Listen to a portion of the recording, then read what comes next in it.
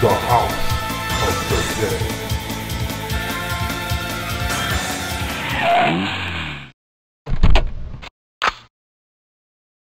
Oh! Hey guys, and welcome back to another episode. On the show today, we're going to take a peek at probably my favorite on-rails light gun shooter ever, the original House of the Dead, brought to us by Sega in 1996. Except, we're not going to be talking about the arcade game. Oh no, that would make far too much sense. Instead, we are looking at the often forgotten about Windows PC port of the game, also released by Sega in 1998.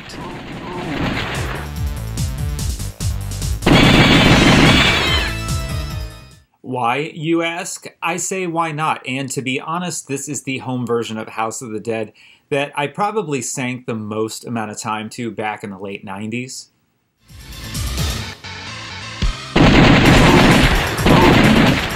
For those that are uninitiated, House of the Dead is a really cool horror-themed light gun shooting game that spawned several sequels across a multitude of platforms over the years. Its tongue-in-cheek presentation and loads of blood helped to cement it as one of Sega's all-time classics.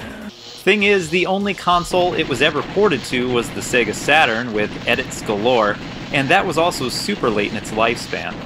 Along came a Windows PC iteration seemingly out of nowhere, and I just had to pick it up when I saw it at the store. I swear, this game didn't leave my old desktop's optical drive for at least a year.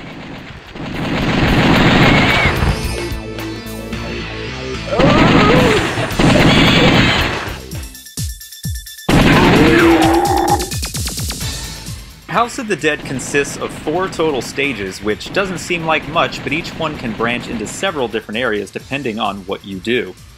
This can be done by saving a researcher, shooting a bookcase or switch, etc. A lot of the fun of House of the Dead is simply exploring and finding all the secrets and paths that you may have missed the last time. Each stage culminates in a pretty epic boss battle, with each one having a weak point that's shown to you prior to the fight starting. This lets you know what to try and aim for most of the time, with the exception being the final boss, where it's up to you to discover what will take him down.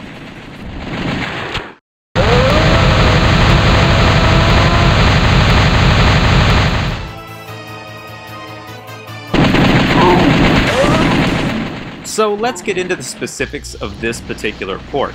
House of the Dead for Windows came on a CD at the time, which means you get an arranged version of the arcade soundtrack. Pretty good deal. The big change here is obviously going to be the control scheme, since this one doesn't actually use a physical light gun. On the PC, you're going to be using the mouse to shoot and reload, which seems kind of weird at first until you get the hang of it. Once you do, it's pretty awesome, since you can fire so much faster and save your hands a lot of wear and tear.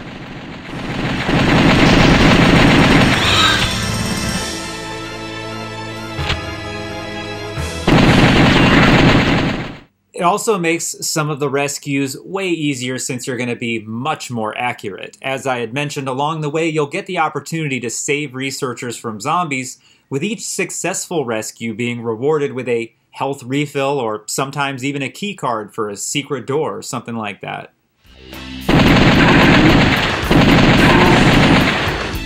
Thank you. Graphically speaking, House of the Dead on PC looks good. Nothing to do backflips over, but it is noticeably cleaner and far smoother to play than the Sega Saturn version. In addition, all of the load times of the console version are axed here. Scenes flow from one scene into the other, just like in the arcade. This one also comes with red blood by default, which is always nice. Upon inspection, it's still not as good looking as the arcade original, but it definitely gets the job done. The blood and gore is handled really well here too, with bits and chunks flying all over the place, just like you'd expect.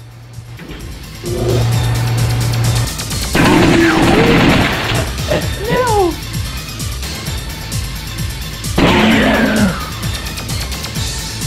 Thank you!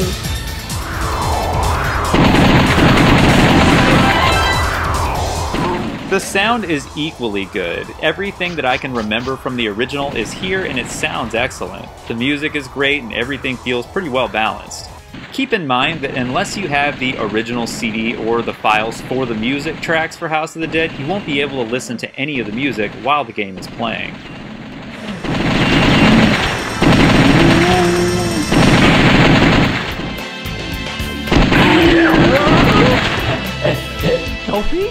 And that brings me to a major point worth talking about with House of the Dead on PC.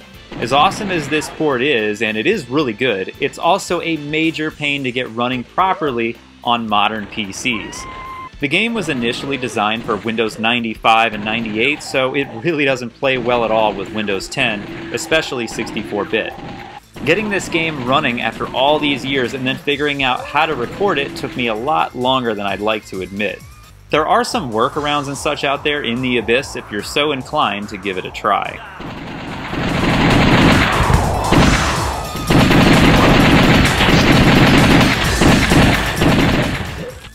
At this point, I'd say the best way to play House of the Dead 1 is probably via a Sega Model 2 emulator, which works fantastic and controls the same way with a mouse that this version does.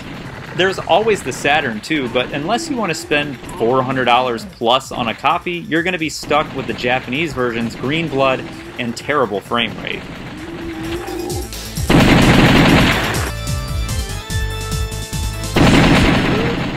In summary, House of the Dead is a totally competent port on the PC that's unfortunately been lost to time over these many years.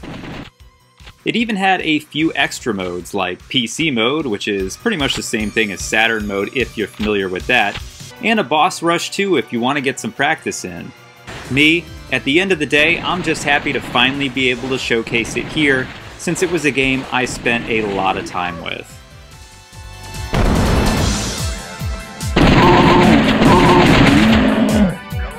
No! Thank you!